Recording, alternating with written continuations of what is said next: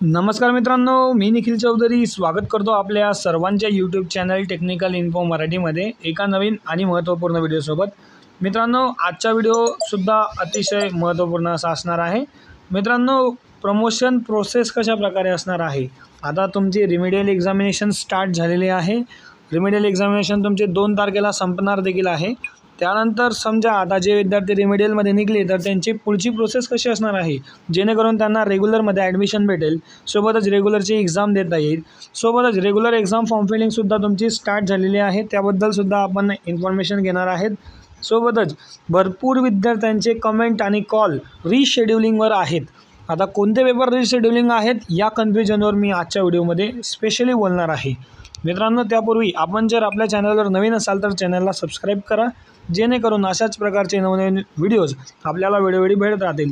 तर चला मित्रांनो, आजच्या व्हिडिओला स्टार्ट करूयात।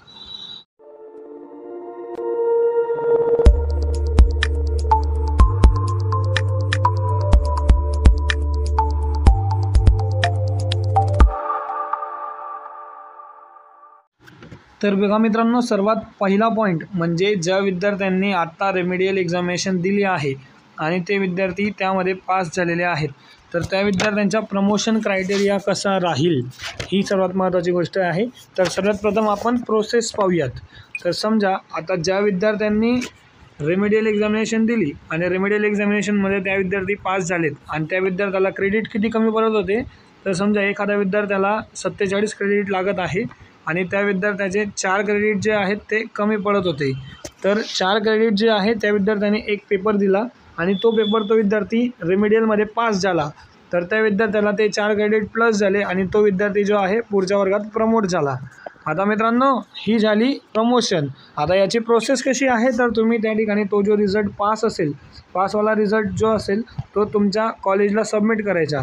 कॉलेजला सबमिट केल्यानंतर त्या ठिकाणी कॉलेजला ऑफलाईन ॲडमिशन घ्यायचे। अगोदर कॉलेजला फीज वगैरे भरून ॲडमिशन वगैरे कन्फर्म झालं, तुम्ही नेक्स्ट इयरला कन्फर्म ॲडमिशन झालं, त्यानंतर तुमचं डी वाटू युनिव्हर्सिटीला ॲडमिशन करावं लागेल। ॲडमिशनचा व्हिडिओ आपण ऑलरेडी टाकलेला आहे आपल्या चॅनलवर, तर त्या ठिकाणी जाऊन तुम्ही तो व्हिडिओसुद्धा बघू शकता। त्याच्या थंबनेलसुद्धा तुम्हाला स्क्रीनवर फ्लॅश होत असेल। सो डी वाटूला ऑनलाईन ॲडमिशन करायचे आहे। ॲडमिशन तुमच्या कॉलेजशी कन्सल्ट करून करायचे आहे। म्हणजे तुमची कॉलेज जेव्हा सांगेल, कॉलेज लेवलला ॲडमिशन झालं, पहिले कॉलेज लेवलला ॲडमिशन, त्यानंतर युनिव्हर्सिटी लेवलला ॲडमिशन, ते पण कॉलेजला विचारून। तर हे 2 ॲडमिशन तुम्हाला महत्त्वाचे आहेत। सोबतच रेग्युलरचे फॉर्म फिलिंग। आता रेग्युलर एक्झाम जी आहे तुमची खूप जवळ आलेली आहे। म्हणजे रेग्युलर एक्झाम 5 तारखेपासून, काही विद्यार्थ्यांची 6 तारखेपासून स्टार्ट होत आहे। तर रेग्युलर एक्झामिनेशनचे फॉर्म फिलिंगसुद्धा या ठिकाणी स्टार्ट झालेले आहेत, त्याबद्दलसुद्धा आपण पुढे डिटेल करणार आहोत। तर त्यानंतर त्या विद्यार्थ्यांनी रेग्युलर एक्झामिनेशनचा फॉर्म फिल करून रेग्युलर एक्झामिनेशनसुद्धा ते विद्यार्थी देऊ शकतात। म्हणजे इनडायरेक्टली ते विद्यार्थी प्रमोट झाला आहेत। प्रोसेस लक्षात आली असेल, पहिले कॉलेजला ॲडमिशन, त्यानंतर युनिव्हर्सिटीला ॲडमिशन, त्यानंतर रेग्युलर फॉर्म फिलिंग आणि रेग्युलरची एक्झाम, अशा प्रकारे जे आहे ते तुम्हाला या ठिकाणी ॲडमिशन प्रोसेस असणार आहे। सो ॲडमिशन प्रोसेस तुम्ही या ठिकाणी फॉलो करायची आहे अगोदर रेमेडियल एक्झामिनेशन पास झाल्यानंतर। आता भरपूर विद्यार्थी म्हणतील की आम्ही रेमेडियल एक्झामिनेशनमध्ये सुद्धा काही मार्कांनी राहिलो, फॉर एक्झाम्पल एखादा विद्यार्थी 19 मार्कांनी राहिला असेल, तर त्या विद्यार्थ्याला जे आहे पुन्हा रेमेडियलचा चान्स नाही। त्या विद्यार्थ्याने सप्लिमेंटरी एक्झामिनेशनचा फॉर्म फिल केला असेल, नसेल फिल केलेला तर परत एकदा फॉर्म रिओपन झालेले आहेत, तर त्यामध्ये जे आहे फॉर्म त्याने फिल करायचा आहे आणि सप्लिमेंटरी एक्झामिनेशन द्यायचे आहे। सो ज्या विद्यार्थ्यांची रेमेडियलमध्ये सुद्धा विषय निघाले नाहीत त्यांना डायरेक्टली सप्लिमेंटरी द्यावी लागेल। आता ही तर झाली प्रोसेस। मित्रांनो, आता प्रमोशन क्रायटेरिया बघा। प्रमोशन क्रायटेरियावर आपण ऑलरेडी व्हिडिओ बनवलेला आहे, त्याचीसुद्धा लिंक मी डिस्क्रिप्शनमध्ये दिली आहे आणि थंबनेल स्क्रीनवर फ्लॅश होत असेल। आपल्या प्लेलिस्टमध्ये जाऊन किंवा आपल्या व्हिडिओजमध्ये जाऊन तुम्ही तो व्हिडिओसुद्धा पाहू शकतात। या ठिकाणी आपण थोडक्यात डिस्कस करणार आहोत। तर बघा, हा आहे आपला प्रमोशन क्रायटेरिया।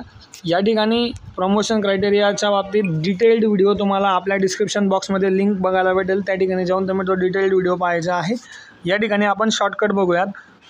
या ठिकाणी जे विद्यार्थी फर्स्ट इयरला आहेत त्या विद्यार्थ्यांना पुढील म्हणजे डायरेक्ट सेकंड इयरला जाण्यासाठी त्या विद्यार्थ्यांना 60% जे आहेत टोटल क्रेडिटच्या लागतात। 60% टोटल क्रेडिटच्या लागतात। आता क्रेडिट कशा प्रकारे मोजावे, 60% कशा प्रकारे काढावे, यावर तुम्ही डिटेल्ड व्हिडिओ पाहू शकतात, डिस्क्रिप्शनमध्ये लिंक आहे। सोबतच ज्या विद्यार्थ्याला सेकंड इयरमधून थर्ड इयरला जायचं असेल तर त्या विद्यार्थ्याला जे आहे 80% क्रेडिट लागतं। 80% क्रेडिट जे आहे त्या विद्यार्थ्याला लागतं. सोबतच ज्या विद्यार्थ्याला फायनल इयरला जायचं आहे त्या विद्यार्थ्याला 86% क्रेडिट लागतं. 86% क्रेडिट जे आहे त्या विद्यार्थ्याला लागत असतं.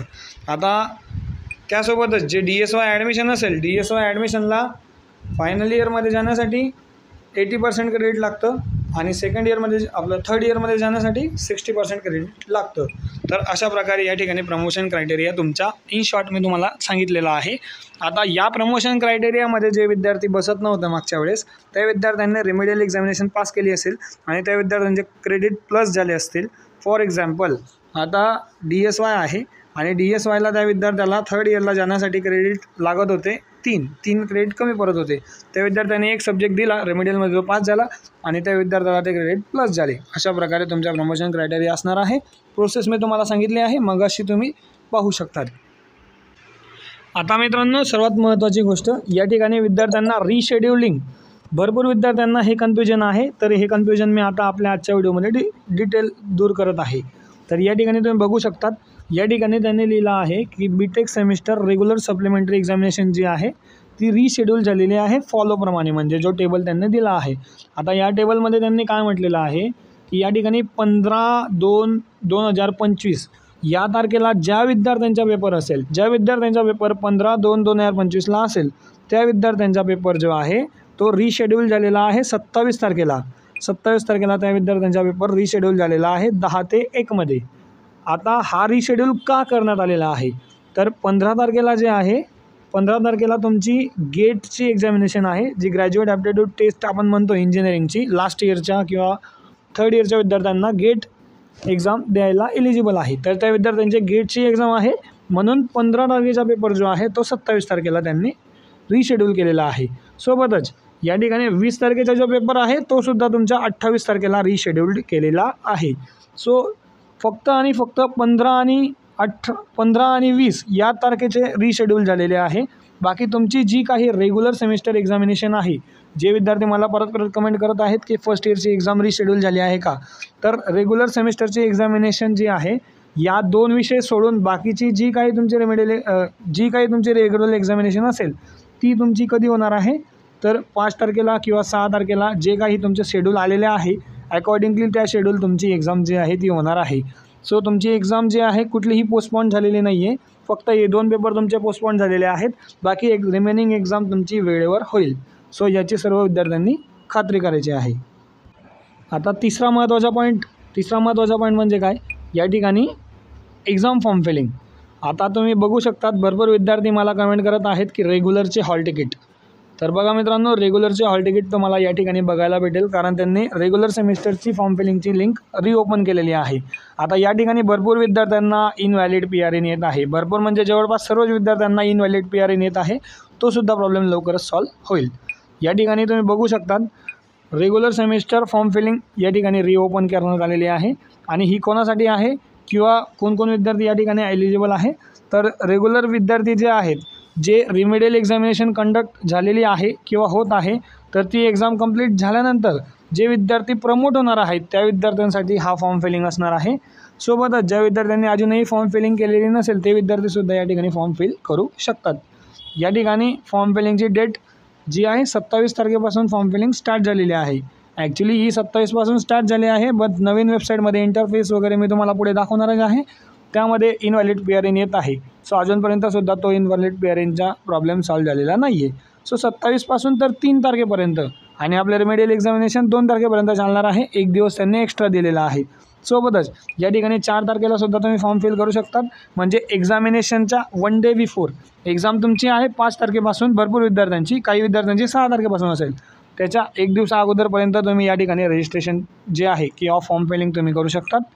तर हे फॉर्म फिलिंग संबंधित महत्त्वाचे तुमच्या ठिकाणी या ठिकाणी शेड्यूल जे आहे ते होतं.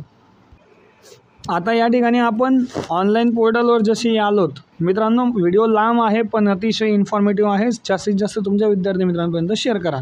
या ठिकाणी आपण जसंही आलोत तर या ठिकाणी तुमची नवीन इंटरफेस या ठिकाणी वेबसाईटला बघायला भेटत आहे. या ठिकाणी भरपूर विद्यार्थ्यांचे म्हणजे जवळपास सर्वच विद्यार्थ्यांचे इनव्हॅलिड PRN येत आहे. या ठिकाणी रजिस्ट्रेशन पोर्टलवरसुद्धा जाऊन तुम्ही या ठिकाणी अपडेट रजिस्ट्रेशन वगैरे करून पाहायचे आहे. जर लॉग इन वगैरे झालं तर ठीक आहे, नाहीतर या ठिकाणी जे आहे नवीन इंटरफेस या ठिकाणी आलेला आहे. सोबतच टेक्निकल हेल्पलाईन सपोर्टसुद्धा या ठिकाणी त्यांनी दिला आहे. आणि या ठिकाणी सध्याला रेमेडियल एक्झामिनेशनचे हॉल तिकीट या ठिकाणी डाउनलोड करायला बघायला भेटत आहे. सो अशाच प्रकारे तुम्हाला रेग्युलरचे सुद्धा डाउनलोड बघायला भेटेल. तर मित्रांनो, आय होप तुम्हाला सर्व प्रकारचा इन्फॉर्मेटिव्ह व्हिडिओ जो आहे तो कळाला असेल. तर आय होप मित्रांनो तुम्हाला सर्व प्रकारचा व्हिडिओ कळाला असेल. मित्रांनो, सर्व प्रोसेस तुम्ही व्यवस्थित करायची आहे. रेग्युलर फॉर्म फिलिंगसुद्धा करायची आहे, जेणेकरून तुम्हाला रेग्युलर एक्झामिनेशन देता येईल, तुम्ही प्रमोट झालेला आहात तर. आणि सोबतच सर्व प्रोसेस व्यवस्थित करून त्या ठिकाणी हा व्हिडिओ जास्तीत जास्त विद्यार्थी मित्रांपर्यंत शेअर करा, जेणेकरून त्यांना या व्हिडिओचा नक्कीच फायदा होईल. सोबतच व्हिडिओ जर थोडाही इन्फॉर्मेटिव्ह वाटला असेल तर व्हिडिओला लाईक करा, जास्तीत जास्त तुमच्या विद्यार्थी मित्रांपर्यंत शेअर करा. चॅनलवर नवीन असाल चॅनल सबस्क्राईब करा. तर चला मित्रांनो, भेटूयात एका नवीन व्हिडिओसोबत. तोपर्यंत धन्यवाद. Thank you so much.